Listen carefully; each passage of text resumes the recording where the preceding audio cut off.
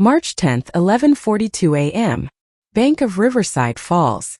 I tapped my card to pay for a simple bowl of vegetable soup at Miller's Cafe. The screen flickered once, then flashed red.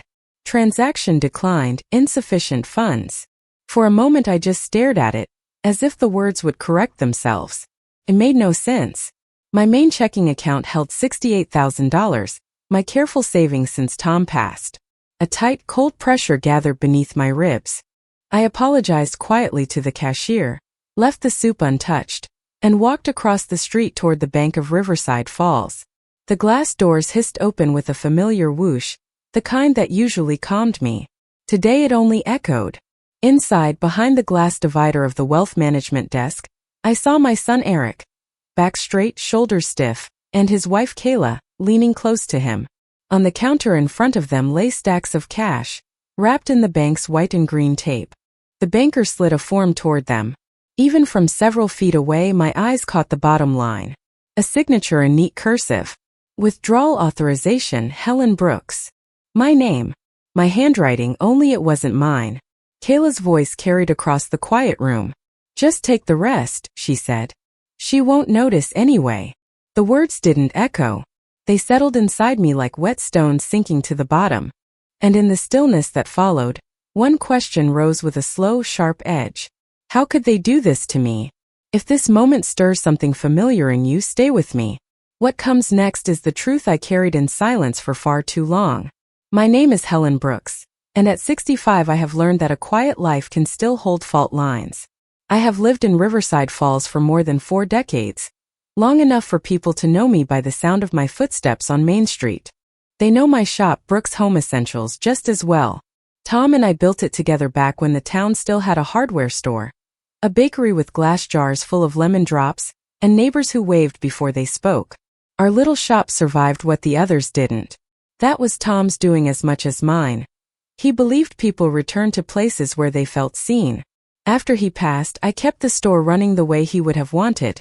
Steady hours, fair prices, a light on even on rainy days. Customers came for simple things. A replacement toaster, a second-hand blender, a lamp that reminded them of their grandmother's house. But often they stayed to talk. They trusted me because they knew I'd answer honestly, even if it meant telling them they didn't need the expensive item. That trust became the spine of my days. Eric never cared much for the shop. Even as a boy, he wrinkled his nose at the smell of cardboard and machine oil, preferring anything that glittered or flashed. He grew into a man who kept changing jobs before the ink dried on the previous resignation. I tried to believe he was searching for himself the way young men do. But as the years went on, it felt less like searching and more like drifting toward anyone who would shoulder his weight. And then came Kayla. Pretty, quick smiling, always looking around the room to see who might be watching. She wore confidence like perfume, strong enough to linger long after she left. When they married, I welcomed her with the hope every mother holds, that maybe my son had found someone who could anchor him. Yet from the beginning, I sensed the distance in her eyes when she looked at me. It wasn't dislike exactly. It was calculation, as though she were measuring the edges of a doorframe she meant to walk through. When they moved into my home just for a few months, I wanted to believe it was temporary. They needed time to save, they said. I didn't argue. The house felt large and hollow after Tom's absence, and part of me thought having them there might soften the emptiness. At first I cooked for them, folded their laundry, listened to their plans about opening an online boutique.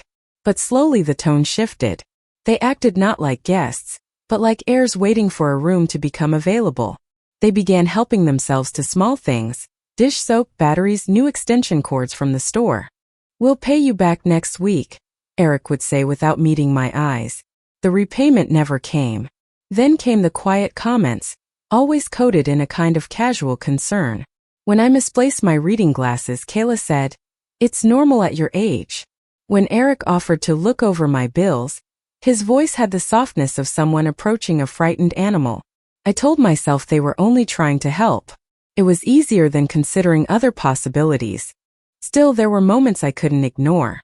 Times when I'd find Kayla lingering behind the shop counter, staring at the ledger with too much interest. Or Eric wandering into my office, saying he just needed a pen, then glancing at the unlocked file cabinet. Nothing was ever taken then, but their eyes always felt a beat too curious, a shade too bright. The truth is, I tried to hold on to the image of them I wanted to believe in. A son doing his best. A daughter-in-law trying to fit into a family. I told myself that love was supposed to give people room to grow, and patience was a mother's duty.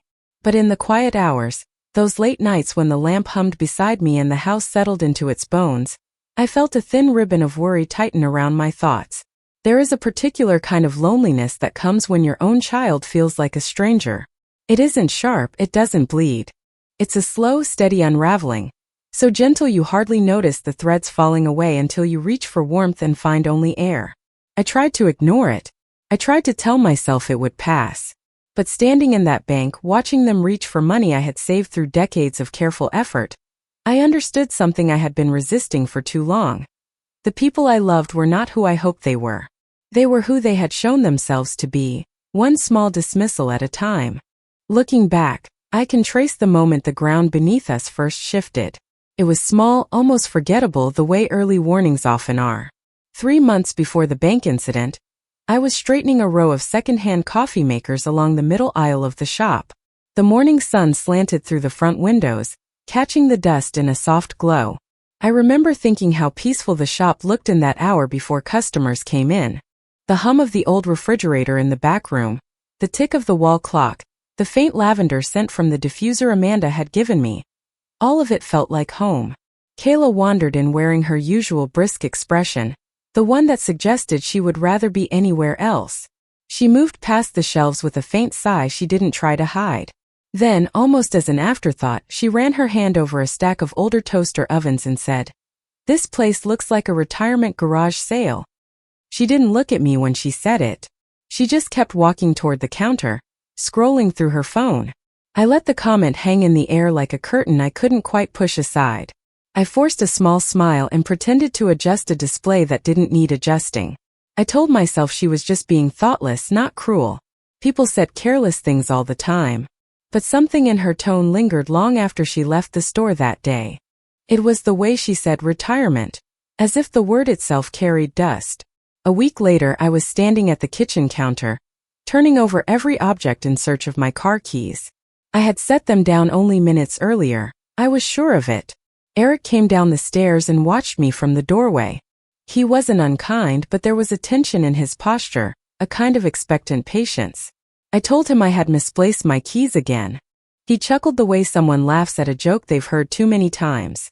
"Mom," he said, "you're getting forgetful. Someone will have to handle things soon." His voice wasn't loud, just matter of fact, as though stating a forecast. I stood there with my hand still inside the drawer, feeling a flicker of something I didn't want to name. I told myself he was teasing. I told myself every mother misplaces keys, that it was nothing. But there was a thin ridge under his words, something sharp enough to press lightly into my thoughts for days after. Small comments kept slipping in, one after another, each one wrapped in that same polite tone that made it hard to hold on to. Kayla began offering suggestions about the layout of the shop, most of which she phrased as criticisms. "People your age don't like bending down," she said once while pointing at the lower shelves, as though I were designing the store for a single elderly woman instead of the whole town. Another time, she suggested I switch entirely to online sales so I wouldn't have to deal with the hassle of real customers. She said it lightly, but the implication hung there. I was old-fashioned, slow, outdated. Eric, meanwhile, had taken to examining my mail before I even got to it. He said he was just checking for bills, but I noticed his eyes lingered too long on the envelopes from the bank. He'd ask questions like, "Why did you transfer money to savings last month?" Or, "Do you really need all these accounts?" I brushed it off as concern, but the unease was growing. It wasn't what he said. It was the faint expectation behind his voice, as though he believed I owed him explanations. One afternoon, near closing time, Amanda found me staring at the ledger, trying to remember whether I had entered a particular sale. She touched my arm gently and asked if I was all right. I told her I was just tired. But the truth was, Eric's words had burrowed quietly into my mind. I began second-guessing myself in ways I never had before. That was the real harm, doubt, introduced slowly, like a leak in a pipe you don't notice until the floorboards shift. And then there were the subtler moments, the ones that still sting when I think about them.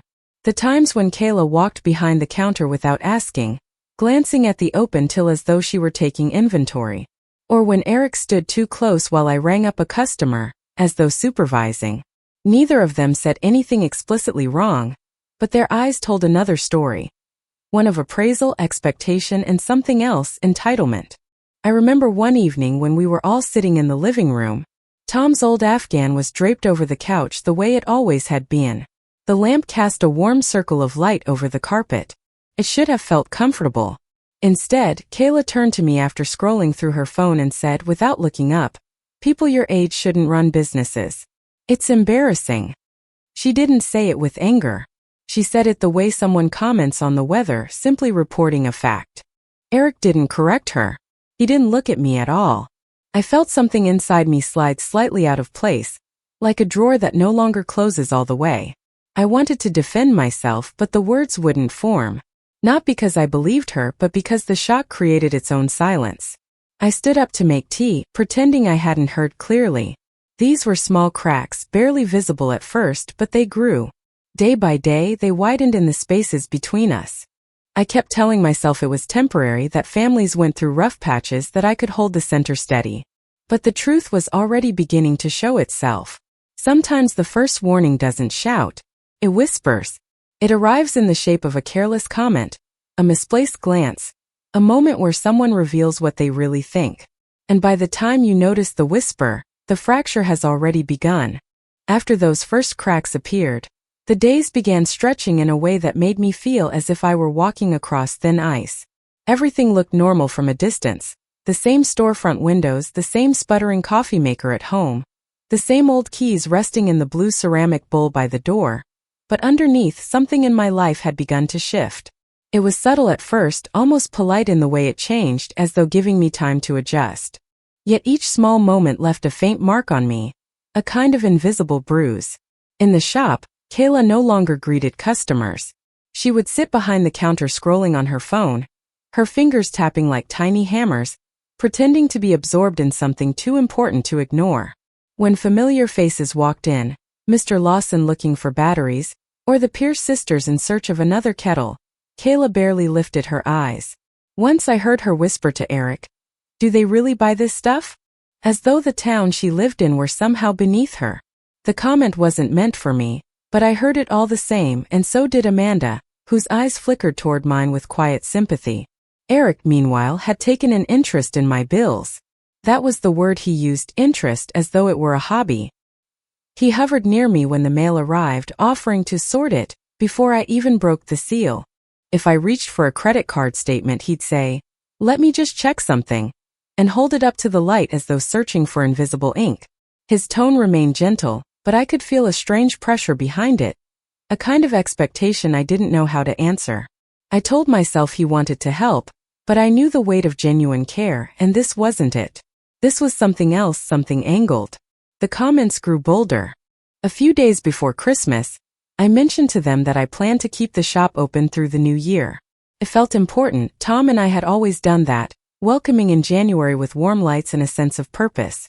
Kayla didn't even look up from her nails. She only said, "Why?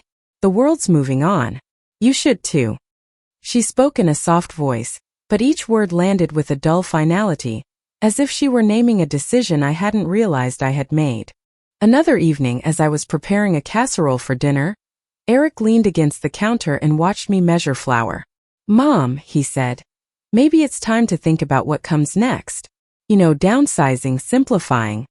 The way he said simplifying made it sound like I was clutter he needed to sort through.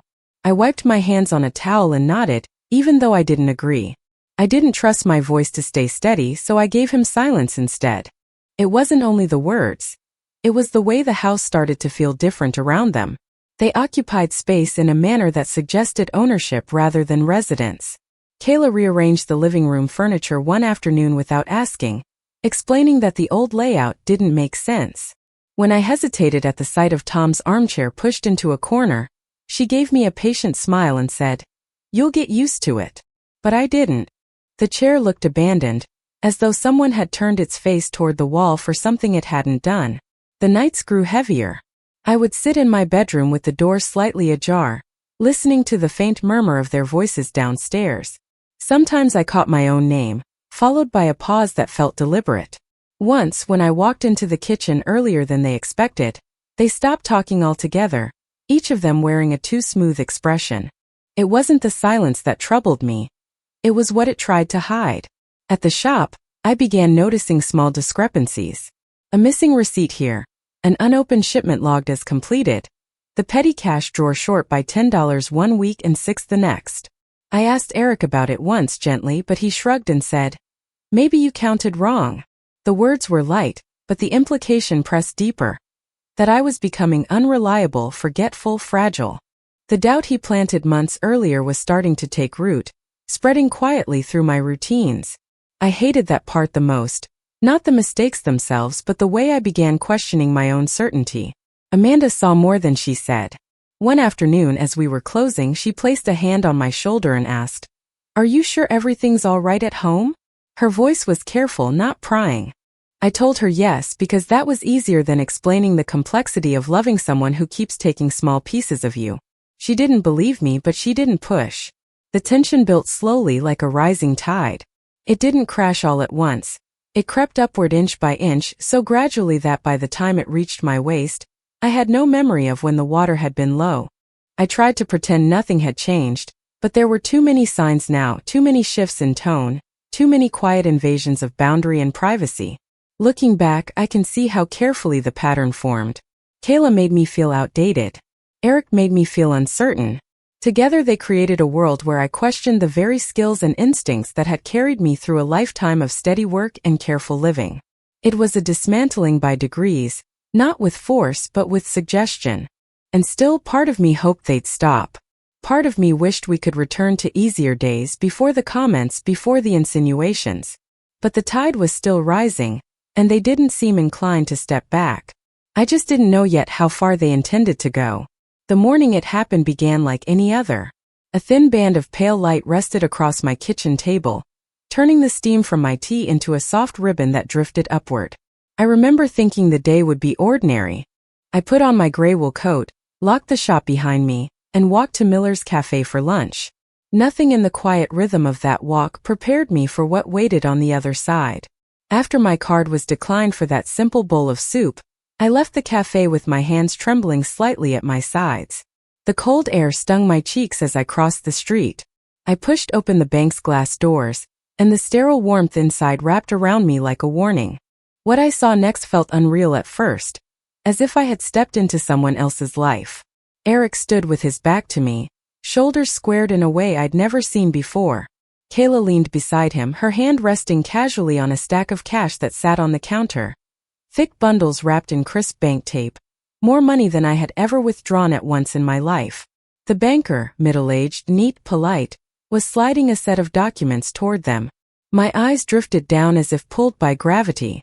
At the bottom of the page, written in careful cursive, "Withdrawal authorization, Helen Brooks." My name. My signature. Except it wasn't mine. The room didn't spin. Didn't echo. Everything became too still, too clear, as though time had stretched itself thin. I stepped closer, unnoticed at first, the rubber soles of my shoes making a soft sound on the polished floor. Kayla was the one who spoke.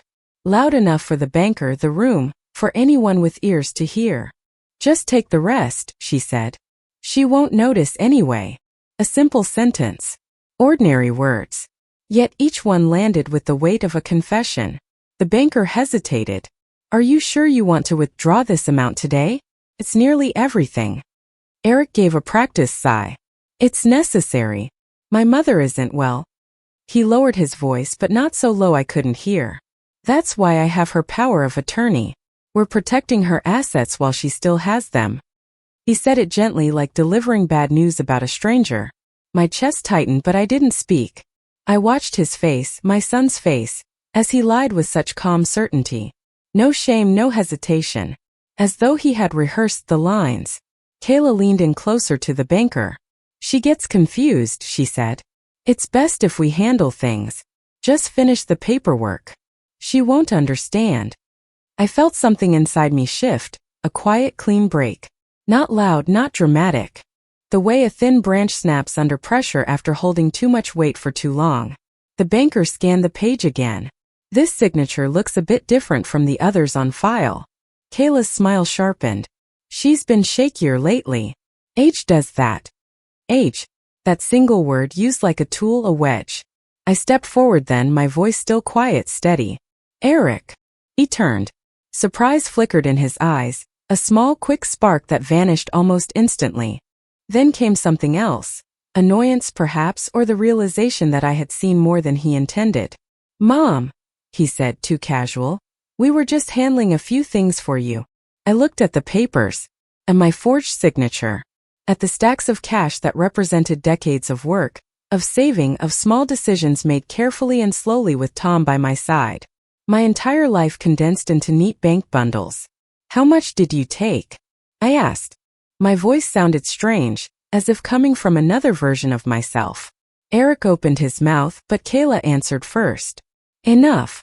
You'll be fine. Enough. The world around us went on, the soft hum of printers, the mechanical click of the door behind someone entering, but I felt the stillness in my bones. A kind of cold clarity spread through me, precise and unwavering. For the first time in months, maybe years, I saw them exactly as they were. Not confused, not misguided. Purposeful. Coordinated. Certain that I would remain silent, compliant, trusting. Eric took a small step forward. Mom, don't make a scene. There was no scene to make. No anger rising.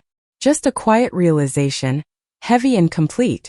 The betrayal wasn't in the forged signature, or the missing money, or even the lie about my stability.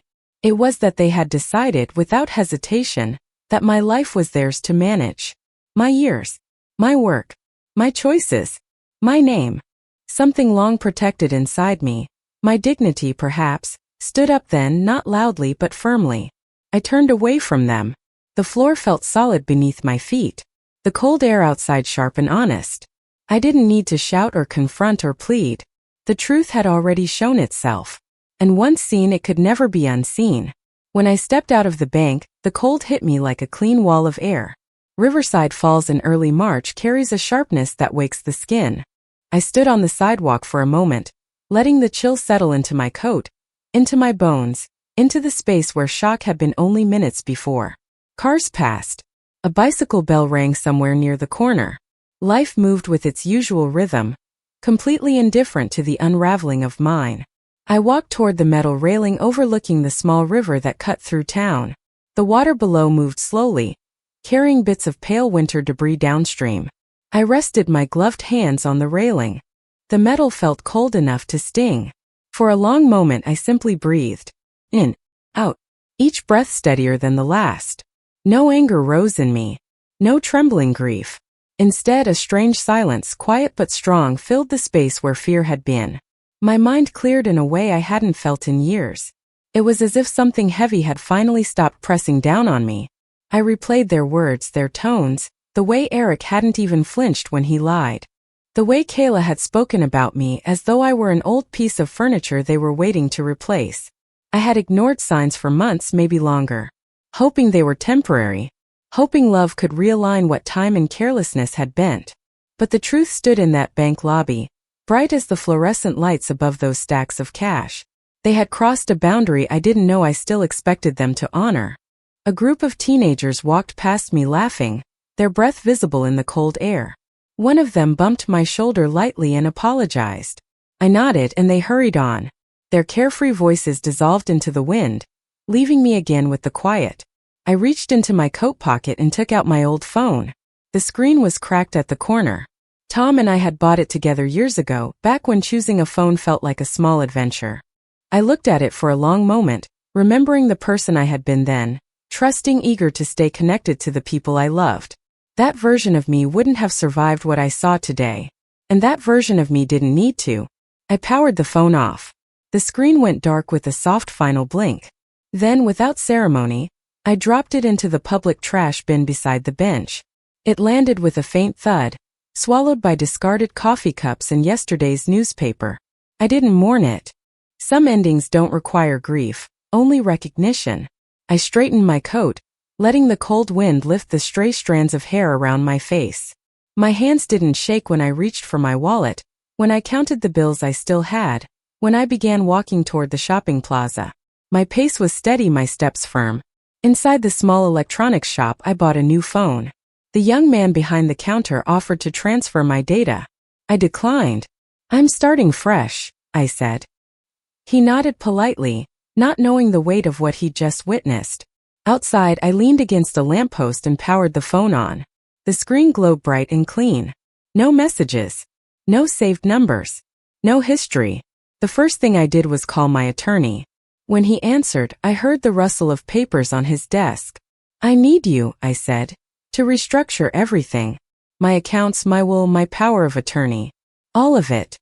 He paused. "Helen, this is serious." "I know," I replied. "And I'm ready." A clarity had settled inside me, firm, gentle, immovable. Something that had been dimmed had sparked again. Not anger. Not revenge. Just self-respect finding its footing. "They crossed a line," I said softly. "And it ends now." As I hung up, the winter wind brushed against my cheek like an approving hand. I slid the phone into my coat pocket and stood there for a moment, watching the river glint under the pale sun. For the first time in a long while, I felt the ground beneath me solid and mine. I did not go home after calling my attorney. Going home meant walking back into the same walls that had listened to every uneasy night and every hushed conversation between Eric and Kayla. I needed distance. A clear table. A neutral room where their shadows didn't reach. So I walked straight to my attorney's small office above the stationery store on Maple Street. The stairs creaked beneath my feet, each step a quiet reminder that the old version of me, hesitant, accommodating, was staying behind. When I entered, he stood from his desk, worry etched across his forehead. "Helen," he said gently, "sit down. Tell me everything." I didn't rush. I told him only the truth, plain and unembellished. The forged signature, the power of attorney claim, the withdrawals, the way they spoke about me in the bank as if I were an artifact being catalogued. I described each moment like laying down pieces of evidence. He listened. That was all I needed. When I finished, he opened a thin folder, pulled out several documents, and placed them neatly on the desk. The crisp weight of the papers steadied me. I read each line carefully. Nothing blurred. My hands were steady. "First," he said, "we revoke the existing power of attorney, real or fabricated. Second, we freeze all accounts until we confirm exactly what was taken. Third, we create a new will, fully protected." His tone was calm, procedural. No outrage on my behalf. No shock. Just the professionalism of a man used to sorting out other people's tangles.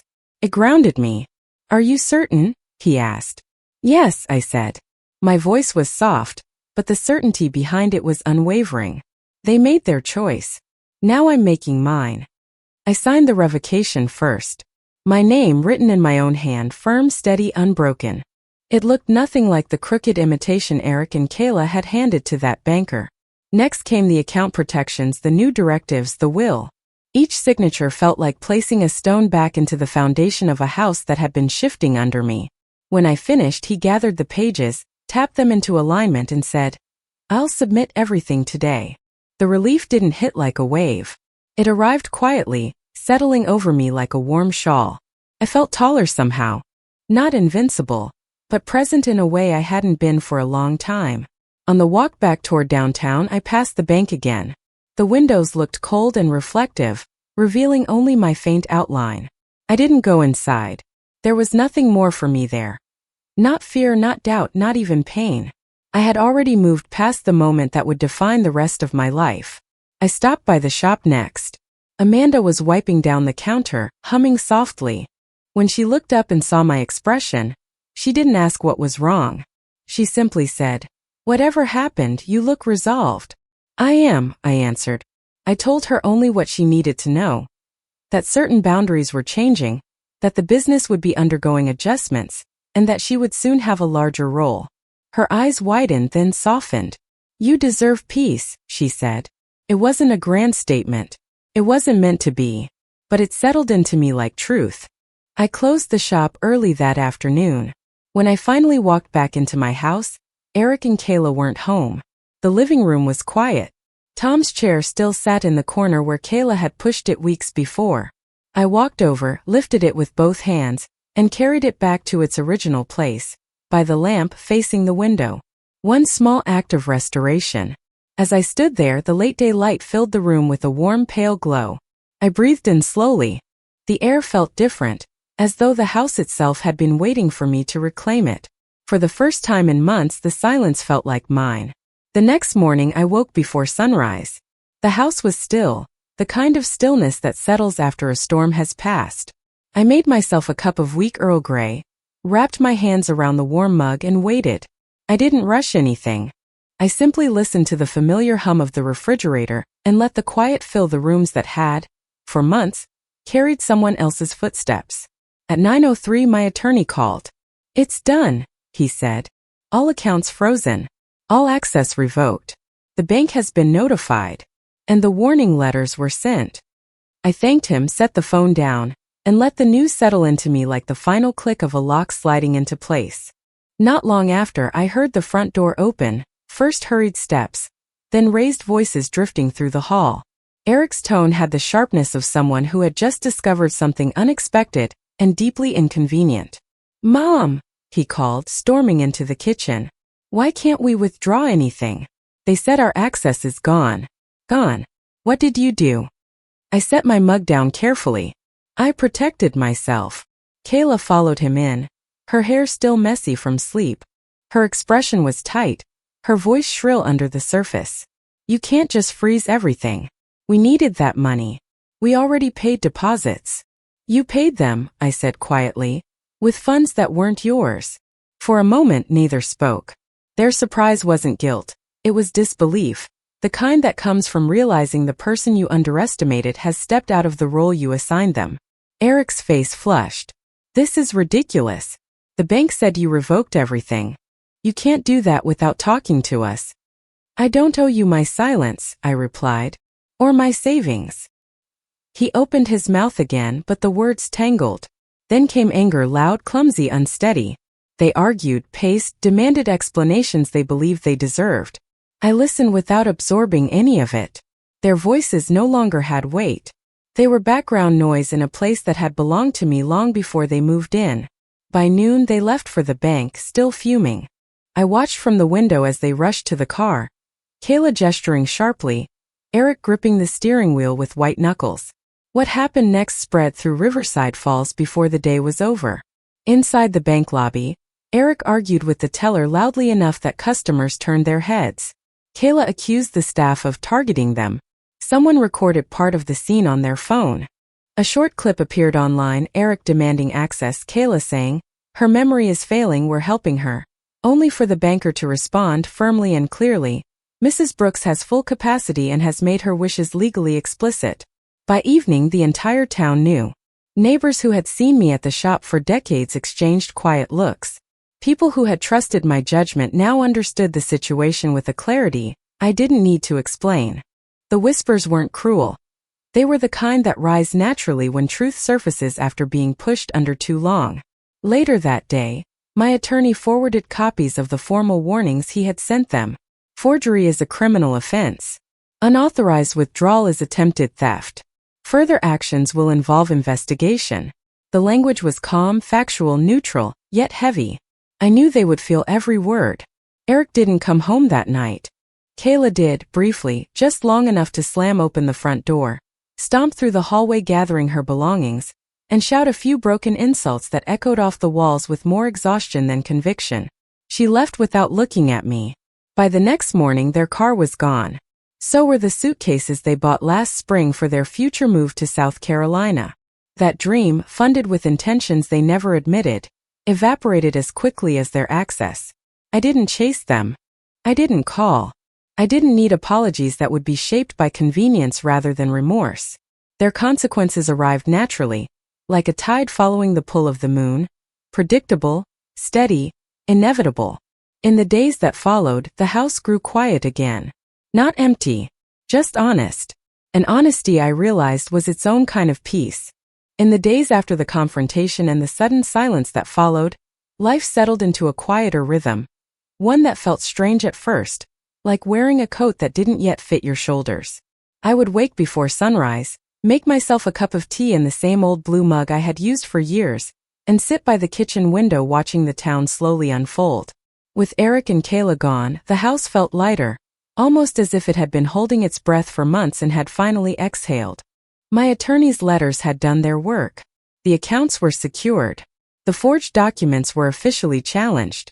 And the last traces of their influence were fading like footprints in soft dust. What remained was the task of reclaiming my life, not as an act of defiance, but as a long-delayed gesture of self-respect. The first place I returned to was the shop. Brooks Home Essentials had always been more than a business. It was an extension of the life Tom and I built together. The familiar scent of cardboard, lavender cleaner, and old wiring greeted me as soon as I opened the door. Amanda stood behind the counter, sorting invoices, her expression softening when she saw me. "I'm here," I told her simply. She nodded, as if she had been waiting for those two words. I sat her down in my office and explained my decision. "I want you to have a share of the business," I said. 30%. You've earned it, and I'm ready to make the shop stronger by sharing it." She stared at me, startled. "Helen, are you sure?" "Yes," I said. "This place needs someone who believes in it the way Tom did. And the way I still do." We signed the partnership papers later that week. When she held her copy, her hands trembled a little, not with fear but with pride. And something in me steadied. Sometimes strength isn't in holding on. Sometimes it's in inviting someone you trust to stand beside you. With the business secure, I turned to my home. The house where Eric and Kayla had lived with me still carried echoes of their footsteps and their whispered judgments. I walked through each room slowly, touching the walls, feeling how tired the space had become. It wasn't grief I felt, it was release. A small, one-story cottage by the lake caught my attention almost immediately. Clean walls, warm wooden floors, tall pines outside the windows casting long, comforting shadows. It had a porch facing the water, the kind of place where mornings began softly and ended without hurry. When I stepped inside for the first time, I felt something loosen inside my chest. "This is it," I whispered, though no one was there to hear. I moved in by the end of April. On my first night, I lit a lavender candle and stood by the window watching the lake ripple under the fading light. The house was quiet in a way that didn't ache. It felt like a beginning. Once the boxes were unpacked, I allowed myself to open the old envelope of letters Tom and I had exchanged when we were still young.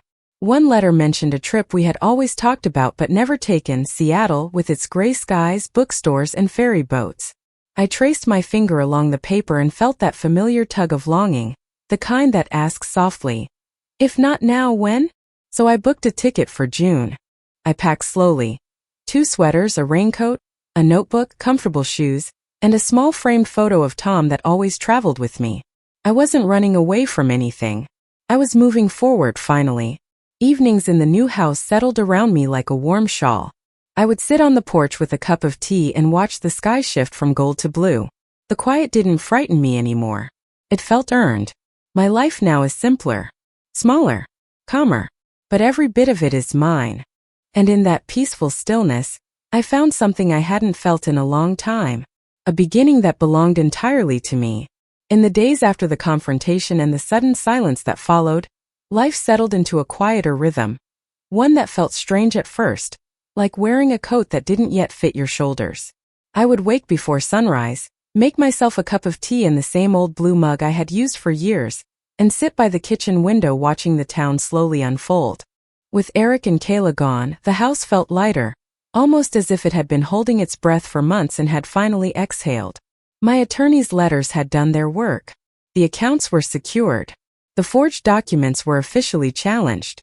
And the last traces of their influence were fading like footprints in soft dust. What remained was the task of reclaiming my life, not as an act of defiance, but as a long-delayed gesture of self-respect.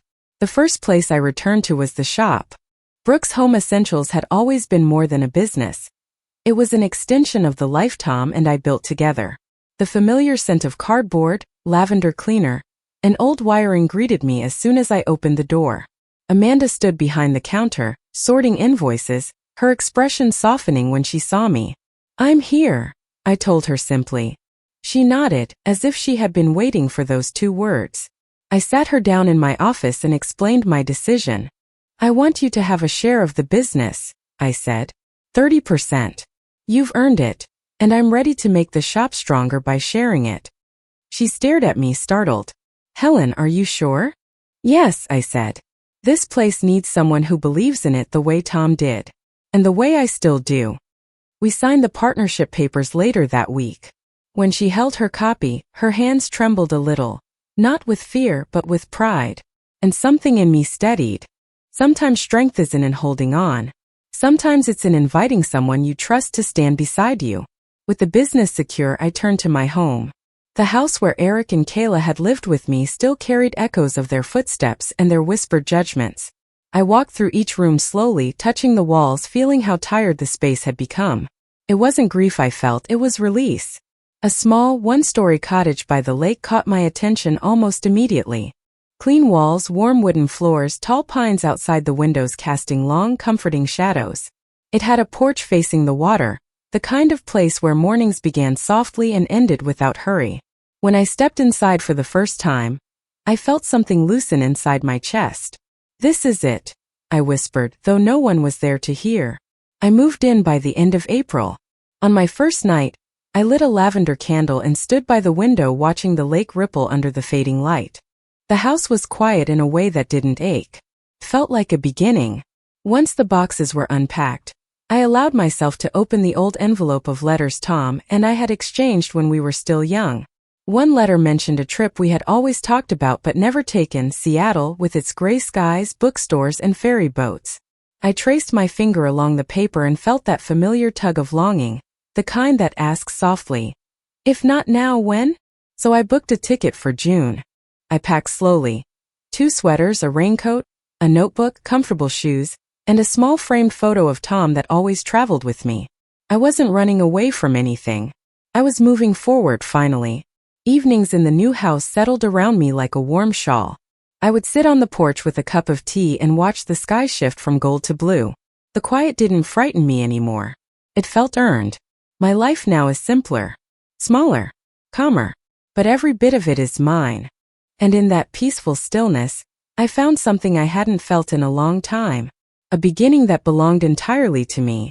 In the days after the confrontation and the sudden silence that followed, life settled into a quieter rhythm. One that felt strange at first, like wearing a coat that didn't yet fit your shoulders. I would wake before sunrise, make myself a cup of tea in the same old blue mug I had used for years, and sit by the kitchen window watching the town slowly unfold. With Eric and Kayla gone, the house felt lighter, almost as if it had been holding its breath for months and had finally exhaled. My attorney's letters had done their work. The accounts were secured. The forged documents were officially challenged. And the last traces of their influence were fading like footprints in soft dust. What remained was the task of reclaiming my life, not as an act of defiance, but as a long-delayed gesture of self-respect.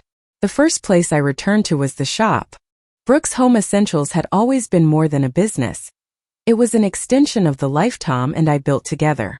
The familiar scent of cardboard, lavender cleaner, and old wiring greeted me as soon as I opened the door. Amanda stood behind the counter, sorting invoices, her expression softening when she saw me. "I'm here," I told her simply. She nodded, as if she had been waiting for those 2 words. I sat her down in my office and explained my decision. "I want you to have a share of the business," I said. 30%. You've earned it, and I'm ready to make the shop stronger by sharing it. She stared at me, startled. "Helen, are you sure?" "Yes," I said. "This place needs someone who believes in it the way Tom did. And the way I still do." We signed the partnership papers later that week. When she held her copy, her hands trembled a little, not with fear but with pride. And something in me steadied. Sometimes strength isn't in holding on. Sometimes it's in inviting someone you trust to stand beside you. With the business secure, I turned to my home. The house where Eric and Kayla had lived with me still carried echoes of their footsteps and their whispered judgments. I walked through each room slowly, touching the walls, feeling how tired the space had become. It wasn't grief I felt, it was release. A small, one-story cottage by the lake caught my attention almost immediately. Clean walls, warm wooden floors, tall pines outside the windows casting long, comforting shadows. It had a porch facing the water, the kind of place where mornings began softly and ended without hurry. When I stepped inside for the first time, I felt something loosen inside my chest. "This is it," I whispered, though no one was there to hear. I moved in by the end of April. On my first night, I lit a lavender candle and stood by the window watching the lake ripple under the fading light. The house was quiet in a way that didn't ache. It felt like a beginning. Once the boxes were unpacked, I allowed myself to open the old envelope of letters Tom and I had exchanged when we were still young. One letter mentioned a trip we had always talked about but never taken, Seattle, with its gray skies, bookstores, and ferry boats. I traced my finger along the paper and felt that familiar tug of longing, the kind that asks softly, "If not now, when?" So I booked a ticket for June. I packed slowly. 2 sweaters, a raincoat, a notebook, comfortable shoes, and a small framed photo of Tom that always traveled with me. I wasn't running away from anything. I was moving forward, finally. Evenings in the new house settled around me like a warm shawl. I would sit on the porch with a cup of tea and watch the sky shift from gold to blue. The quiet didn't frighten me anymore. It felt earned.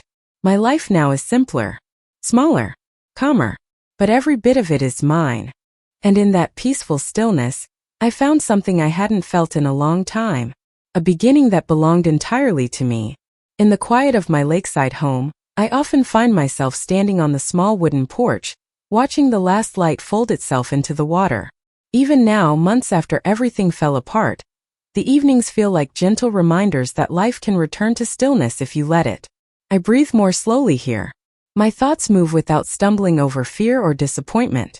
Sometimes I catch myself remembering the bank, the forged signature, the hollow look in my son's eyes, and the ache rises for a moment, but only for a moment. It no longer owns me.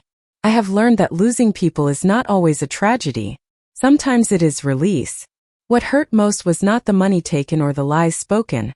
It was realizing how quietly I had been erased in my own life. Reclaiming it was not an act of anger. It was an act of returning to myself. And standing here now with the soft rustle of pine branches and the scent of lavender drifting from my kitchen, I feel the truth settle fully. Dignity grows back when you choose it. My trip to Seattle is only days away. I pack slowly, folding my clothes with a calm I once doubted I would feel again. As I slip Tom's small photograph into my bag, I whisper a promise, not of revenge, not of sorrow, but of living the years ahead with the steadiness he always admired. If you feel something of your own story here, stay close. Subscribe and let silence become your strength too.